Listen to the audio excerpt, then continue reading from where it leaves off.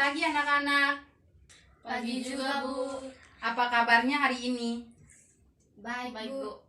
Syukurlah kalau kita semua masih dalam keadaan sehat dan baik.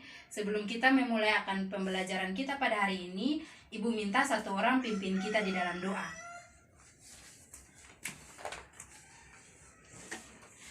Sebelum kita memulai akan pembelajaran kita, marilah kita sesuai dengan doa. Kita berdoa. Ya Tuhan, terima kasih atas penyertaan-Mu. Sekarang kami akan memulai kegiatan belajar kami. Kiranya Tuhan tuntun sertai kami dari awal hingga berakhirnya dengan baik. Ini doa dan sembahyang kami. Terima kasih Tuhan. Amin. Baik, terima kasih Cindy sudah menuntun kita di dalam doa. Sebelum itu, Ibu akan memeriksa kehadirannya. Apakah semuanya hadir?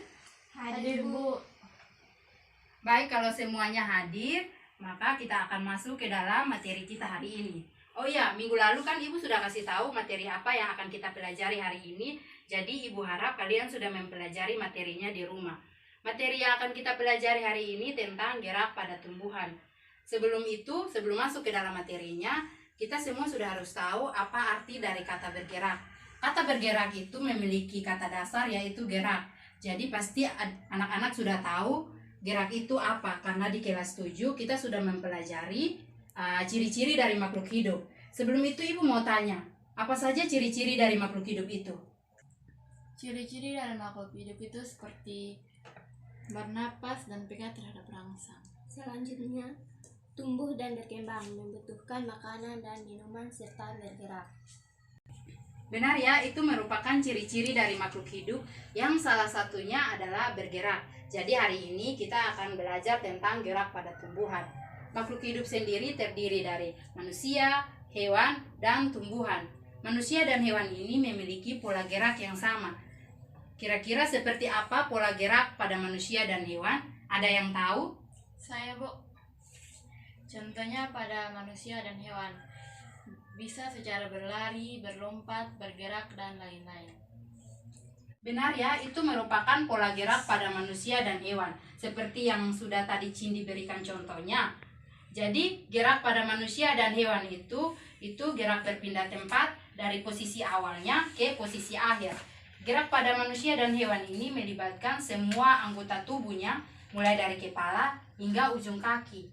Jadi, gerak pada manusia dan hewan ini seringkali disebut dengan gerak lokomosi.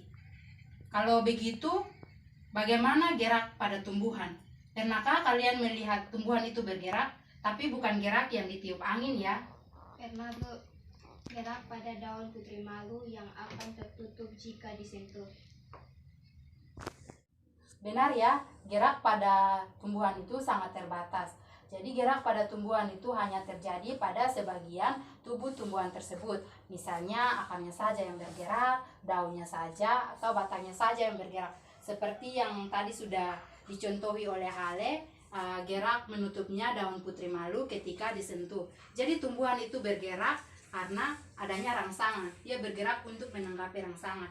Jadi rangsangan-rangsangan seperti apa yang dapat membuat tumbuhan itu bergerak? Dapat berupa sentuhan, cahaya, gravitasi bumi, bahan kimia, dan lain-lain. Benar ya, jadi gerak pada tumbuhan itu dibedakan menjadi 3, yaitu gerak autonom atau gerak endonom, gerak higroskopis, dan gerak esionom. Gerak autonom ini merupakan gerak spontan yang tidak dipengaruhi oleh lingkungan luar. Sedangkan gerak higroskopis ini merupakan gerakan yang terjadi karena dipengaruhi oleh perubahan kadar air di dalam sel. Yang ketiga, gerak esionom merupakan gerak yang terjadi karena dipengaruhi oleh lingkungan luar. Untuk lebih jelasnya, Ibu akan tunjukkan video pembelajaran yang berkaitan dengan gerak pada tumbuhan. Setelah itu, Ibu akan bagikan LKS-nya untuk kalian kerjakan.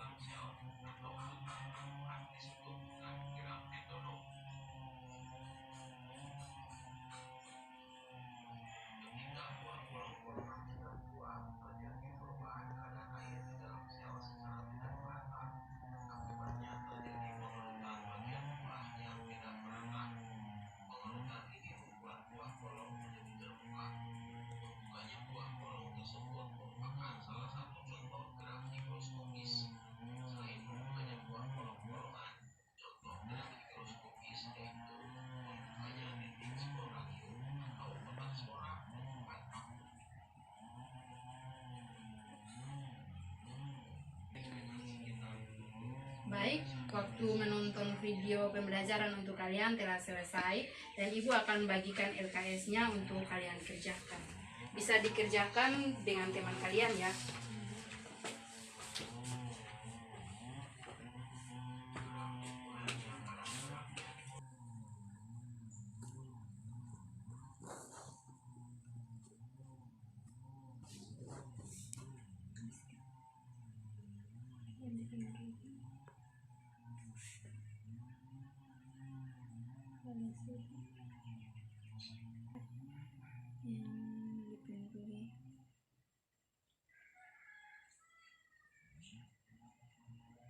Dipengaruhi oleh rangsangan cahaya.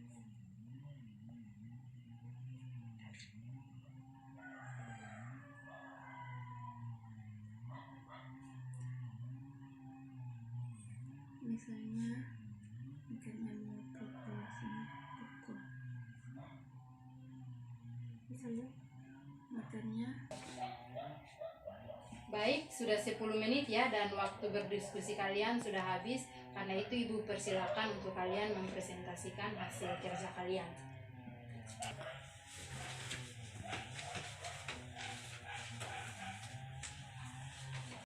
terima kasih atas waktu dan kesempatan yang sudah diberikan kepada kami untuk mempresentasikan hasil diskusi kami.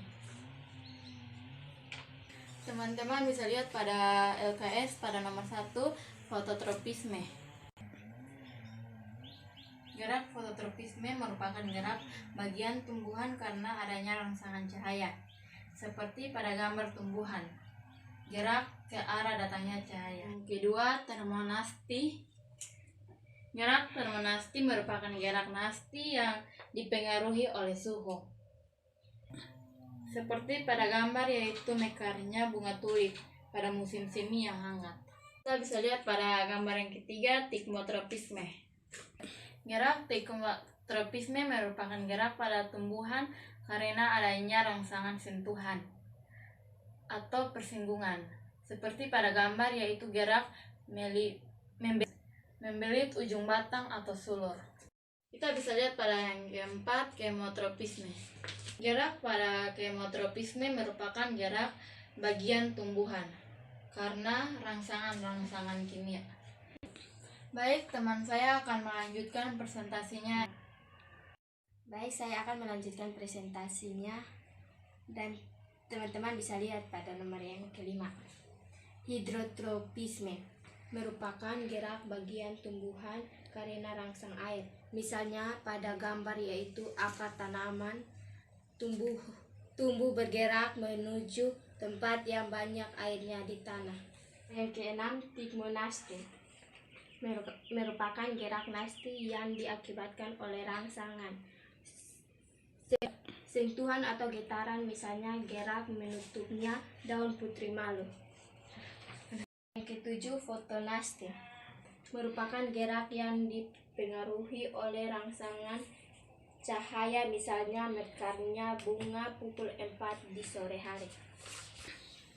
Yang kedelapan, geotropisme merupakan gerak bagian tumbuhan karena pengaruh gravitasi bumi. Pada gambar gerak akar menuju pusat bumi disebut geotropisme positif. Gerak batang menjauhi pusat bumi disebut geotropisme negatif. Terima kasih atas waktu dan kesempatan yang sudah diberikan kepada kami untuk mempresentasikan hasil diskusi kami. Jika ada pertanyaan kami persilakan. Jika tidak ada pertanyaan, kami tutup presentasi kami. Sekian dan terima kasih. Baik, jadi seperti itu ya gerak pada tumbuhan yang sudah dijelaskan oleh teman-teman kalian tadi. Dari penjelasan tersebut, apakah ada pertanyaan? Tidak ada, Bu.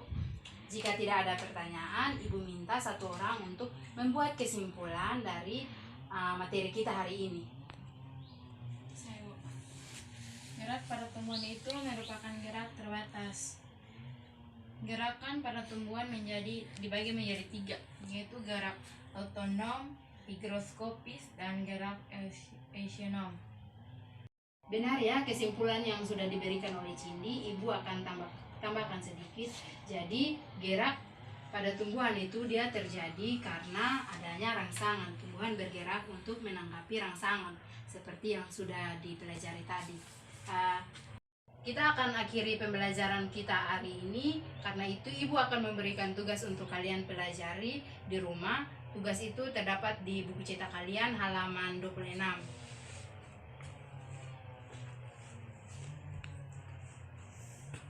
Oh iya, satu lagi. Materi yang akan kita pelajari minggu depan itu tentang sistem indera. Jadi Ibu harapkan kalian dapat mempelajarinya di rumah. Untuk mengakhiri akan pertemuan kita, Ibu minta satu orang untuk pimpin kita di dalam doa. Teman-teman, sebelum kita mengakhiri pelajaran kita, mari kita berdoa. Tuhan, terima kasih karena Engkau telah memimpin kami dari awal, pertengahan, hingga berakhir pelajaran kami dengan baik, ya Tuhan. Tuhan, tiba saatnya kami mau pulang, karena Engkau menuntun kami hingga tiba di rumah kami dengan selamat. Kami doa dan semua hamba. Dalam nama Yesus, amin. Terima kasih untuk hari ini dan selamat siang untuk kita semua. Siang, Ibu.